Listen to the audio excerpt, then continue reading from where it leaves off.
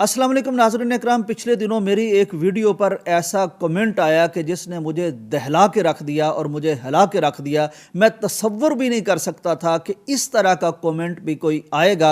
ये कमेंट क्या है? मैंने वीडियो बनाई थी नाज़रीन इकराम, ये जो दिन गुजर रहे हैं इनकी फजीलत के बारे में मैंने वीडियो बनाई थी और इनकी फजीलत से मेरा अंदाज़ा ये है कि ख़ास तौर पर बर्रे सगीर के बहुत से लोग वाकिफ़ नहीं हैं, आशना नहीं हैं और वो उनसे ज़्यादा महरूम कोई शख्स नहीं हो सकता जो इन दिनों के बारे में प्रॉपर मालूमात नहीं रखता। पहले मैं कमेंट की बात कर दूं। एक खातून कहती हैं कि मेरी ज़िंदगी गुजर गई। अब मुझे नहीं अंदाज़ा कि उनकी ज़िंदगी 90 साल गुजर गई है, 100 साल गुजर गई है, 60 साल गुजर गई है, लेकिन वो कहती हैं मेरी ज़िंदगी गुजर गई।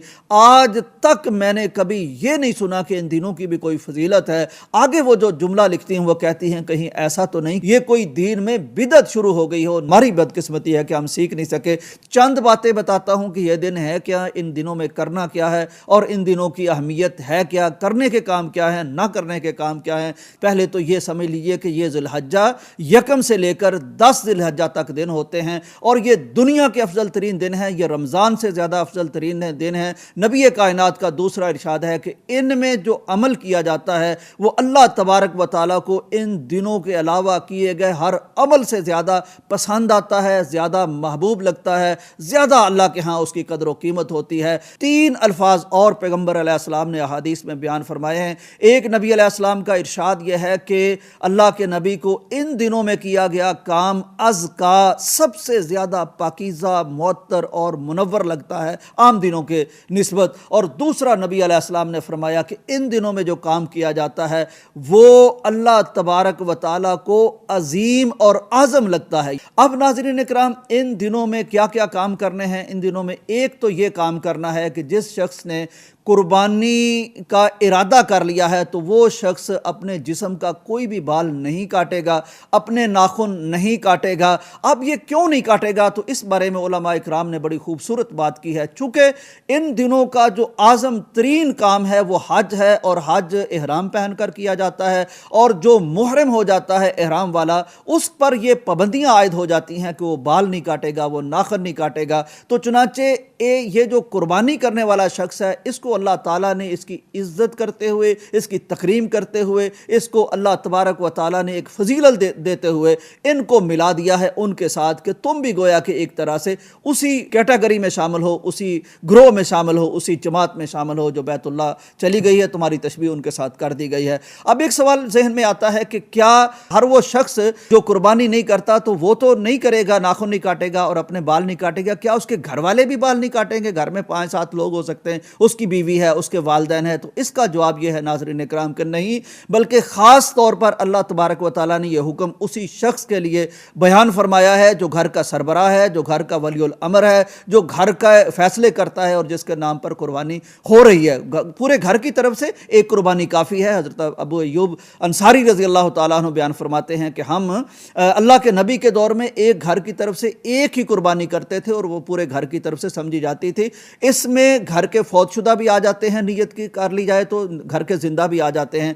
कुर्बानी सब की तरफ से होती है लेकिन ये पाबंदी सब पर नहीं होती। घर के बाकी अफराद जो हैं वो बाल काट सकते हैं, वो नाखून तराश सकते हैं, पाबंदी इस पर ही है। अब एक और बात मैं नाज़रीन इकराम आपको बता दूं कि कुछ लोग वो हैं जो कुर्बानी नहीं कर सकेंगे। तो हज़रत नबी करीम सल्लल्लाहु अलैहि वसल्लम के पास एक शख्स आया, उसने कहा प्यारे पैगंबर मेरे पास जानवर तो है लेकिन है बकरी और वो बकरी घर के दूध की कफील है, उससे मेरे बच्चे दूध पीते हैं, मेरे घर वाले दूध पीते हैं, तो क्या मैं उसी की कुर्बानी कर दूं? प्यारे पैगंबर ने फरमाया कि नहीं, उससे तुम्हारा घर चलता है, उसकी कुर्बानी न करो।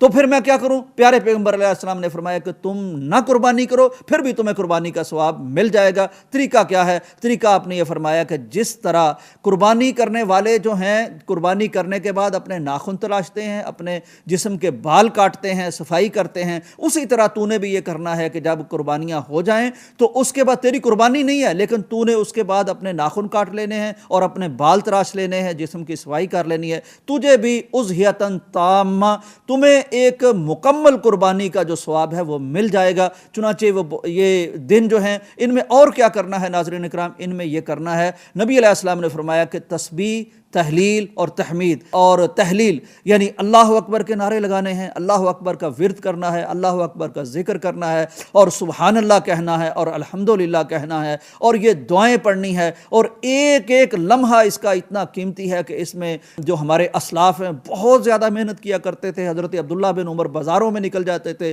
اور بلند آواز سے تکبیرات کہنا شروع کر دیتے تھے، ان کو دیکھ کے دوسرے بھی کہنا شروع کر دیتے تھے۔ رمضان میں 30 دن ہوتے ہیں، مشکل ہوتے ہیں، رات کو تراویح ہوتی ہے، دن کو روزہ ہوتا ہے، تو ان دنوں میں صرف 10 دن ہے جن کو اللہ کے نبی 9 کے 9 دنوں کا روزہ رکھا کرتے تھے، اور پیارے پیغمبر 9 ذی الحجہ کا روزہ تو رکھا کرتے تھے، اور اس کا ثواب آپ نے یہ بتایا ہے کہ ایک سال پچھلا ایک سال اگلا یہ گناہوں کی معافی ہو جاتی ہے جو بھی وہ روزہ رکھتا ہے۔ اس دفعہ اللہ نے کرم یہ کیا ہے کہ پہلے یہ بڑا مسئلہ اٹھتا تھا کہ جناب سعودی عرب کے حساب سے یوم عرفہ کے حساب سے روزہ رکھنا ہے یا 9 ذی الحجہ کے حساب سے روزہ رکھنا۔ اس دفعہ یہ بڑا کرم اللہ کا اس طرح ہوا ہے کہ ایک ہی دن دونوں جگہ چاند نظر آیا ہے۔ جب وہاں 9 ذی الحجہ ہوگی، یہاں بھی 9 ذی الحجہ ہے، تو 9 روزے رکھیں یا ایک روزہ رکھیں، اور اس میں صدقہ کریں، اس میں زکوٰۃ، اس میں باجماعت نمازیں، اس میں سنن کا اہتمام، اور یہ سارا جتنے نیکی ہو سکتی ہے وہ ضرور کریں، صلہ رحمی کریں، صلح کریں۔ اللہ تعالی ہمیں ان دنوں سے، گولڈن ایام سے فائدہ اٹھانے کی توفیق دے۔ ویڈیو شیئر ضرور کریں، اس کی بہت ضرورت ہے۔ اجازت دیجیے، اللہ حافظ۔